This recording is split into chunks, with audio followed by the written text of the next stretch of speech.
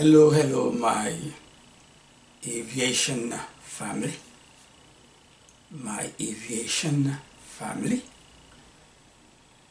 You know, I hope you're not tired of me, talking about um, the main component of the wing of an aircraft that contribute to its lift, which is of course the airfoil. I know I have posted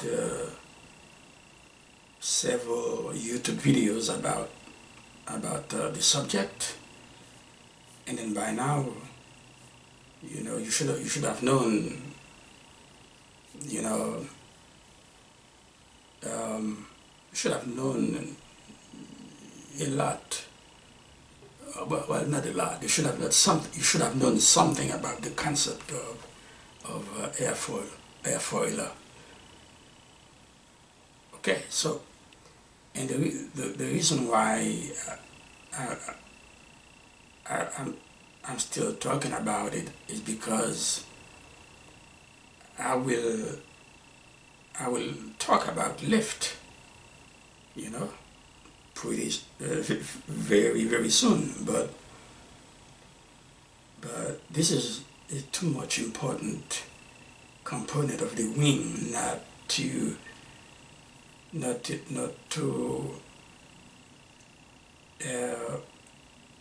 cover it,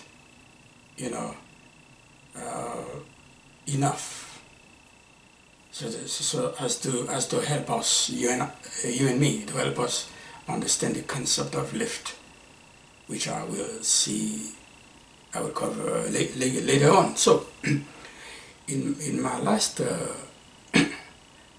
video,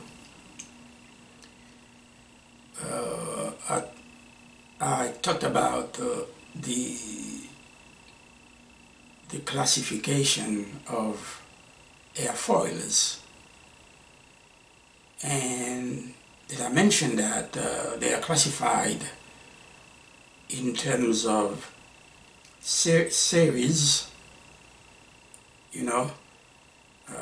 that include digits, numbers. Okay, so as far as I know, at this time there are like 7 series of airfoils, and the very first series, as I told you in my previous video, was the 4 digits series, and that was developed back in 1929 by the National Advisory Committee for Aeronautics, NACA, which gave rise to the organization that we know right now as NASA. So what that means, there are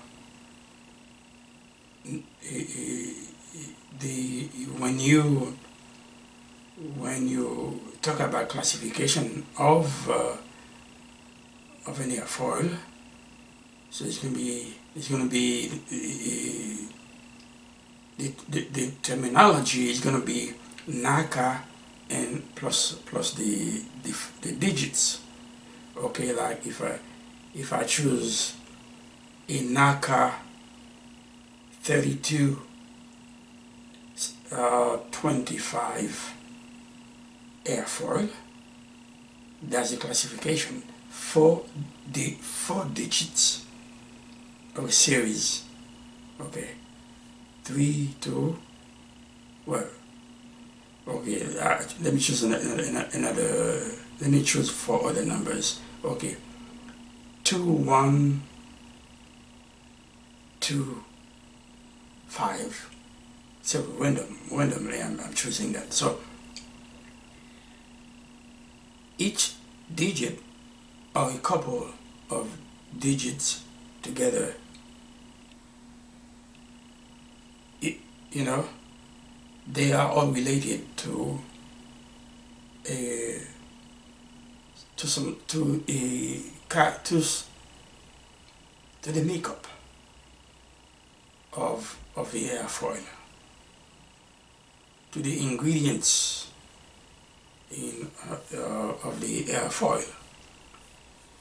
And remember that I told you that in a measurement, well, any dimension of the airfoil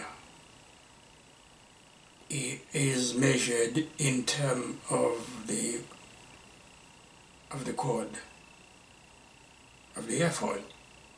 And the chord of the airfoil, as I've told you many times, is the length of the chord line. So, and I remember giving you 5 excuse me. I remember giving you 4 variables of an airfoil, and then one of them that I think that was, I gave you the one of them that I'm going to add to it is the maximum thickness of the airfoil itself, because the location of the maximum thickness of the airfoil has a lot to do with the aerodynamic characteristic of the airfoil. The maximum thickness, where it is located, you know, where it is located in the airfoil can determine if it is just regular airfoil or a supersonic airfoil.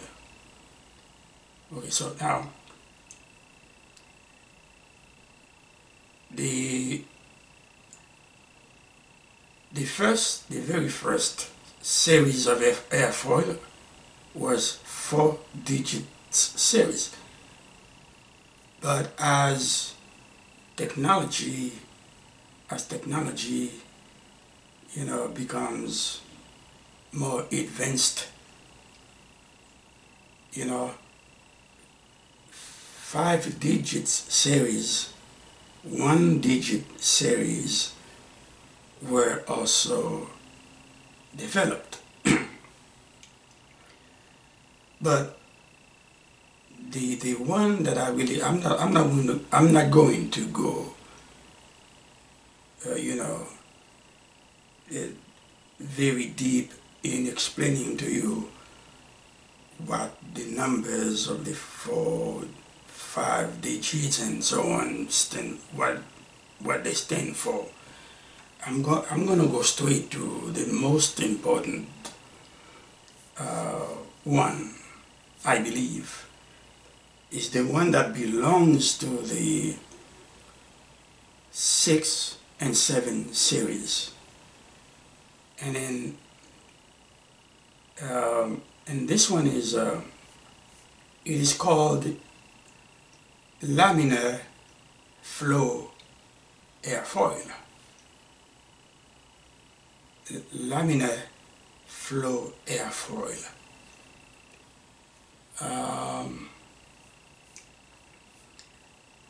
You know, my voice is a little bit messed up right now because I got a little I got a little cold here, so I apologize. So when every time you hear laminar, okay, flow, it's nothing but smooth flow. That's all. It's a fancy word, laminar. It's a fancy word to say flow, smooth. Laminar flow airfoil.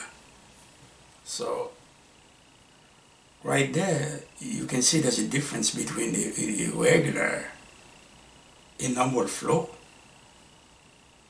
Okay, you have your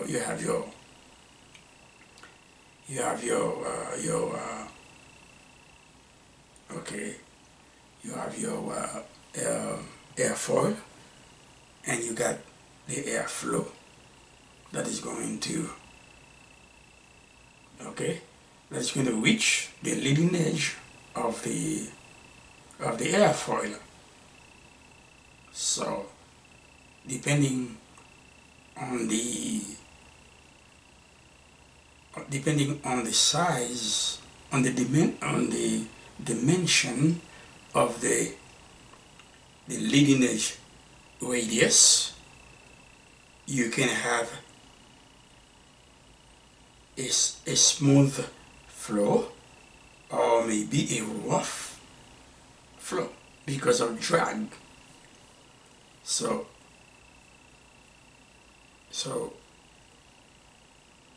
when you hear laminar smooth airflow, okay, immediately you can think about a reduction in the leading edge radius of the airfoil. So how that happens? Okay, what happens to get the laminar, a smooth airflow, laminar flow or smooth airflow? What happened? Do you remember the maximum thickness I told you about? It is the maximum thickness. Normally, okay, normally the maximum thickness is right behind, at a distance right behind the leading edge of the airfoil, which gives you a big leading edge radius. But that maximum thickness of the airfoil is movable. You know, it can be moved from behind the leading edge of the airfoil to the middle and to the back. Okay, so that's the way, you know, because of, due to the advance of technology, laminar airflow or smooth airflow is, you know, is determined in order to facilitate the operation of high altitude and high speed aircraft. Okay, so what happened in a just regular flow, not laminar, regular flow, okay, you have the flow, airflow, you know, the airflow reach the leading edge and then go on top of the leading edge. Okay, now right behind the leading edge, at a short distance of the leading edge, you have on top of the airfoil of the wing, you have something called, okay, point of minimum pressure. Point of minimum pressure. And at the same point of minimum pressure, you also have something called, okay, critical Mach number. Okay, so now remember your leading edge at this point, since the maximum thickness is right there behind it, the leading edge radius is somewhat a big radius. Now, what happened with a big radius like that, when the airflow reaches the leading edge, go to the maximum, go up to the minimum,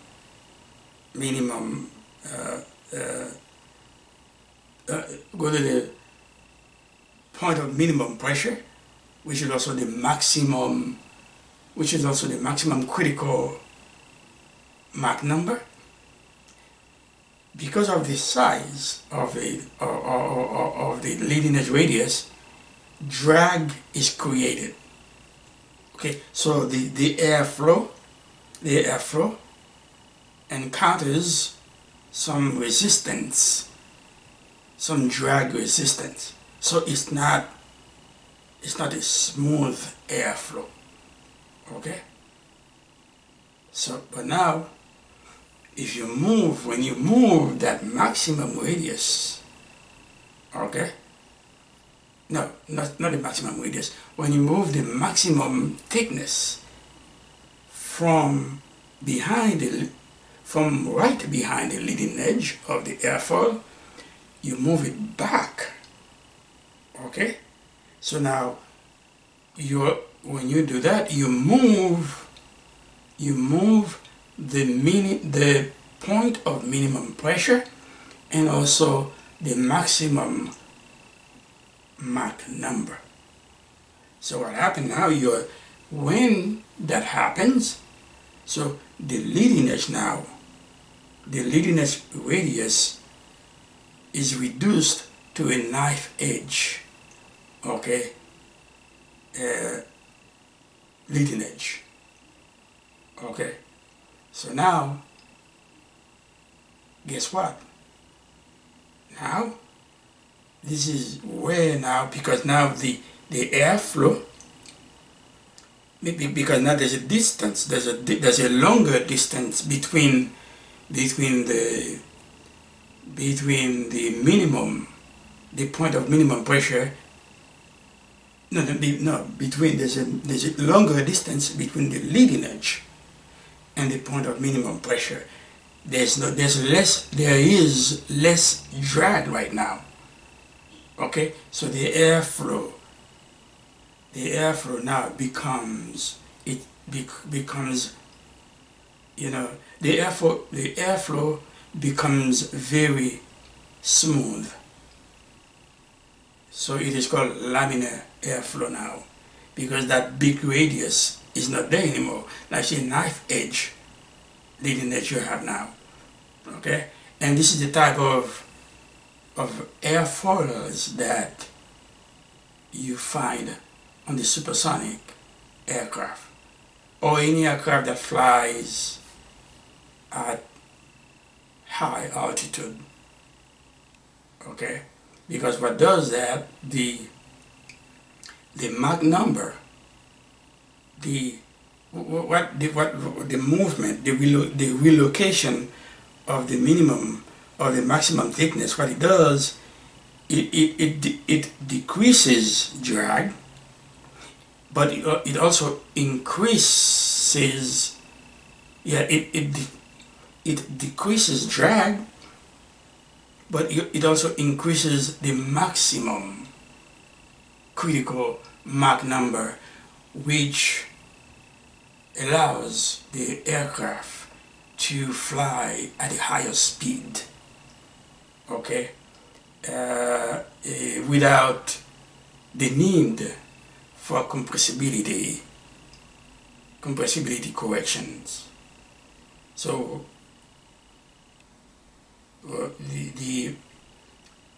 I hope you understand you understand when I said compressibility. Okay, because one thing that is very important to know, that at higher altitude, okay, and with fast flying, with high speed, okay, aircraft, so supersonic aircraft, at high altitude, most aircraft at high altitude have to do a compressibility correction. Okay, why? Because at that altitude, very high and high speed, the relative wind that is entering the pitot tube, okay, is subject to ram air effect that can give the pilot the wrong indication. Okay, that can give the pilot the wrong indications of the altitude or the airspeed because of the ram air effect. But so in that case, most regular aircraft, passenger aircraft, for that reason, they need to make a compressibility correction in order to get the accurate reading in the airspeed indicators in the flight compartment. Okay, so but with the Laminar Airflow airfoil, this is not a problem.